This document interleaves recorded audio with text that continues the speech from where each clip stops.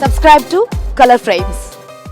సొంత గడ్డపై భారత్ మరో కీలక సిరీస్ కు సిద్ధమవుతుంది. వరుస సిరీస్లను గెలుస్తూ జోరు మీద ఉన్న రోహిత్ సేన ఇంగ్లాండ్ పై ఆధిపత్యం చెలాయించి టెస్ట్ సిరీస్ ను దక్కించుకోవాలనుకుంటుంది. అందుకు అనుగుణంగానే జట్టు కూర్పు జరిగింది. 5 మ్యాచ్ల సిరీస్ లో టీమిండియా కనీసం 3 మ్యాచ్ల్లో గెలిచి సిరీస్ ను కైవసం చేసుకోవాలి. WTC ఫైనల్ కోసం మన వాళ్ళు ఈ సిరీస్ ను తప్పకుండా గెలవాల్సిన పరిస్థితి. ఇలాంటి పరిస్థితుల్లో టీమిండియాకు భారీ షాక్ తగిలింది. వ్యక్తిగత కారణాలతో స్టార్ బ్యాట్స్మెన్ విరాట్ కోహ్లీ ఈ సిరీస్ లో తొలి 2 టెస్టులకు దూరమయ్యాడు. తొలి టెస్ట్ హైదరాబాద్ లోని ఉప్పల్ స్టేడియంలో జరగనుంది. రెండో టెస్టుకు విశాఖలోని ACA మైదానం ఆతిథ్యమిస్తోంది. కాగా కోహ్లీ ఇలా వరుసగా మ్యాచ్లకు డుమ్మ కొడుతుండటం జట్టుకు ఇబ్బందిగా మారుతుంది. ఇదివరకు ఆఫ్ఘనిస్తాన్ తో 3 T20 మ్యాచ్లను ఆడిన సందర్భంలో కూడా మొదటి మ్యాచ్ కు కోహ్లీ దూరమయ్యాడు. ఈ క్రమంలో కోహ్లీ స్థానాన్ని భర్తీ చేసే ఆటగాడి విషయంలో జట్టు ఇబ్బందులు పడుతుంది. విరాట్ కోహ్లీ ఇప్పటి వరకు హైదరాబాద్ లో 4 టెస్టులు ఆడాడు. అందులో ఒక సెంచరీతో సహా 379 పరుగులు చేశాడు. మొత్తం మీద భారత గడ్డపై ఇంగ్లాండ్ తో ఇప్పటి వరకు ఆడిన 13 టెస్టుల్లో విరాట్ కోహ్లీ 56.38 సగటుతో 10,015 పరుగులు, 3 సెంచరీలు చేశాడు. కాగా